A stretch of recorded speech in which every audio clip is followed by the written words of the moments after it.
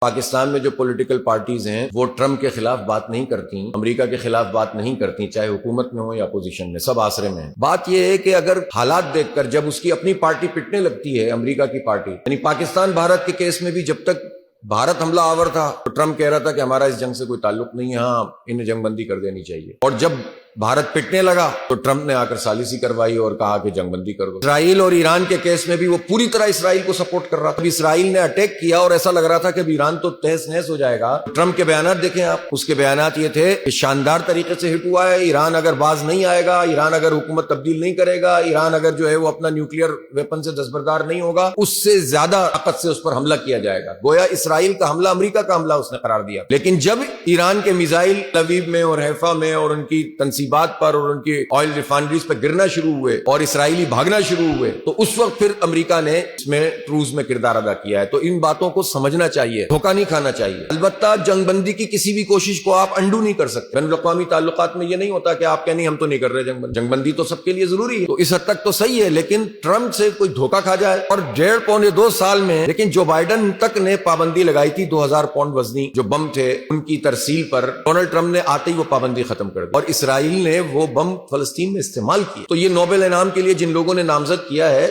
ان کو یہ بات سمجھنی چاہیے۔ ایک حد تک آپ کو ڈپلومیسی کے محاذ پہ حکومتوں سے رابطے کرنے چاہیے، لیکن اپنے قومی وقار کے منافی کوئی کام نہیں کرنا چاہیے۔ ہمارا قومی وقار نہیں ہے کہ ہم ایک ایسی ریاست کے صدر کو جو ہزاروں انسانوں کے قتل میں شریک رہا ہو، اس کی کسی ایک کام کی وجہ سے تو نوبل انعام کا حقدار قرار دیں۔ تو جماعت اسلامی کی پوزیشن واضح ہے بالکل، یہ سوال تو ان پارٹیوں سے کرنا چاہیے، حکومت کی اور اپوزیشن، انہوں نے اس پر جو ہے وہ کیا رد عمل آفیشلی دیا ہے۔